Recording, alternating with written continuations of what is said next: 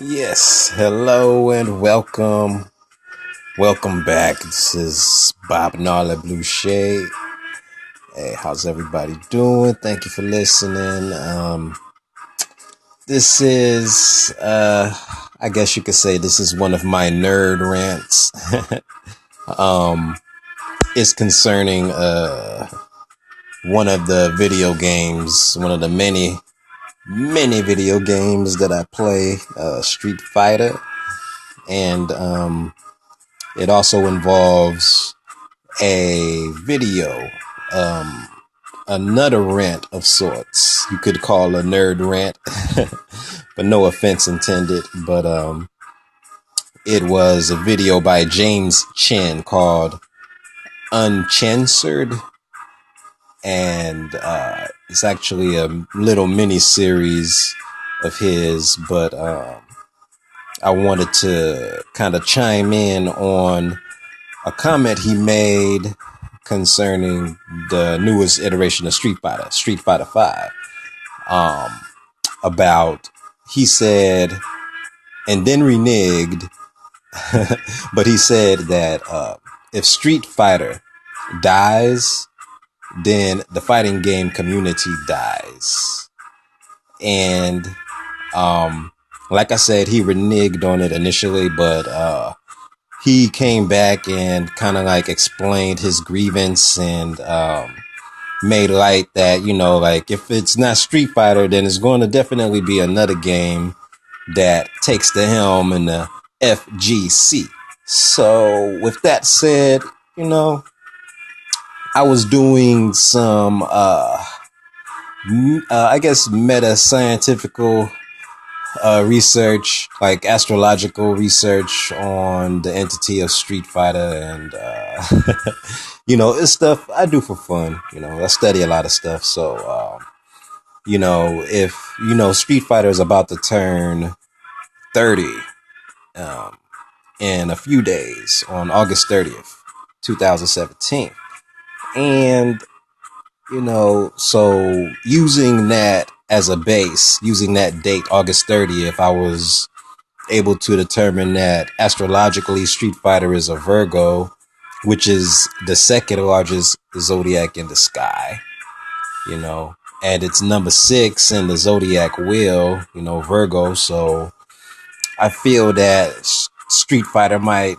have been destined to play second fiddle based on being represented by the second largest constellation of Virgo in the sky, you know, and maybe being 6th on the zodiac wheel might mean that by the time we get to Street Fighter 6, they'll have it down to a science, because, you know, after so many iterations and so many different variations and spin-offs and crossover series, you know, you think that the idea would be pretty solid by now, that everybody could be pleased.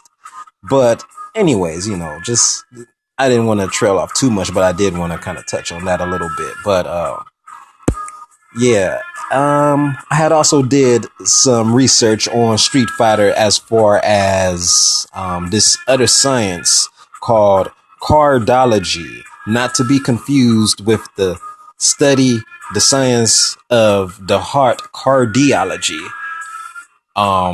It's Cardology, which is the science that is encompassed around our playing cards, our typical playing cards, and especially those of the bicycle brand that is owned by the United States, because those have unique symbols and a lot of unique attributes to them that explain what they are intended for and what they do.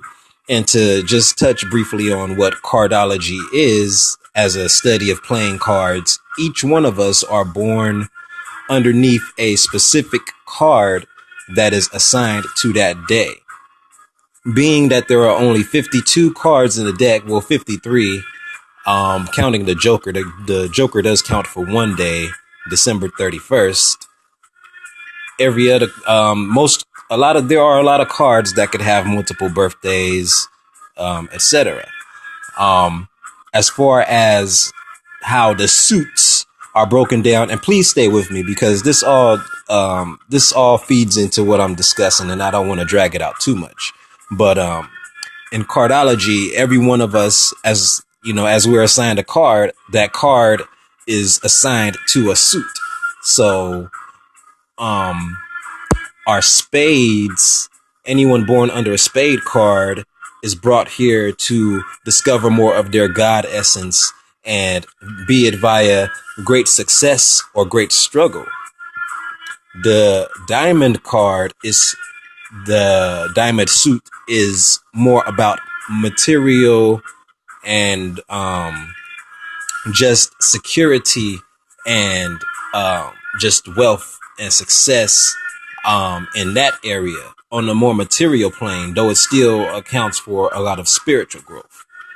The clubs are here to share knowledge, attain knowledge, information, and spread it out, using it accordingly within themselves as they see fit to kind of level up in their minds in the way they think and formulate. The heart suit is about how we deal with our interpersonal relationships. And that goes for everybody. And no matter what type of relationship that may be, from mother to child or lover to lover, you know, there are lessons to be learned in that area that helps an individual grow in that area and understand their place and their worth, as well as the worth of others as it concerns relationships. Now, be it that I stopped on the heart suit when I looked up Street Fighter, Street Fighter's card, the card for August 30th is the Nine of Hearts. The Nine of Hearts is known as the Universal Love card. Now, this is where I want to kind of argue James Chen, not necessarily argue, but kind of point out something that he was actually kind of right in a way about his revelation of if Street Fighter dies, the fighting game community dies. Be it that Street Fighter is represented by the Universal Love card, it is no wonder that there are so many fighting games that exist today. And even considering the multiple spin-offs that came out at the height of Street Fighter's popularity way back in the 90s. And that was a more lucrative time for Capcom as a company in general because they had a lot of IPs. So it pretty much brought a lot of people together. It brought a lot of different ideas together, and it spawned an entire genre which kind of exploded out of nowhere, be it good or bad, you know, but it's come to a point now to where there's a lot of focus and intent put into the structure of what the fighting game community is. With that being said, if the success of Street Fighter is what is being used to weigh the success of the fighting game community, then it most certainly will change, not necessarily die. If Capcom decided not to release another Street Fighter, then whatever IP that is most popular and is most aged as far as the next successor after Street Fighter would take on that helm naturally.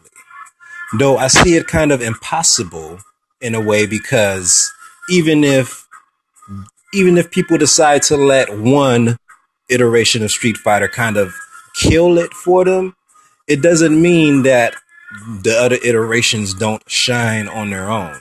And in just within myself, I have my own I give my attention to the games that I enjoy, and a lot of them are the older Street Fighters, and they sorry, something that happened. A lot of them are the older Street Fighters that from back in the day, and a lot of people still play those. So I don't see it as something that would necessarily die, but it would definitely change. And if that's the case, then whatever IP, whatever company would have to be studied as far as when did that originally exist, when was it released to the public, and the sciences as far as astrology and as far as cardology and other sciences. I really didn't go as deep as I wanted to, in as far as how Street Fighter does connect the community with the universal love that it has. And the card is actually quite complex. Um, and I'll break that down. If there is enough interest in me to break that down, I'll make a video and explain that, because I don't want to, like I said, I didn't want to drag this on. But if you want to know what it means, for Street Fighter as a whole, and I could even do a reading where I can almost kind of sort of predict the future of where the game will go within the next year. You know, if there are enough people that comment and ask for it, then I'll take the time and I'll break that down thoroughly, and explain it on a level that is understandable for everybody.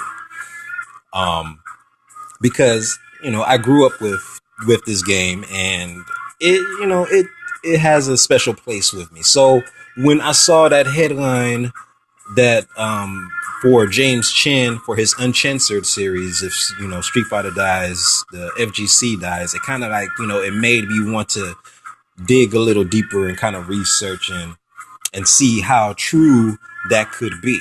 So with that being said, I'll go ahead and end this video now. And like I said, if y'all want, I'll break it all the way down. But for now, I'll go ahead and let y'all kind of marinate on it, and I'll just holla at y'all next time. All right. Bye, Knarley Blueshay. Ow.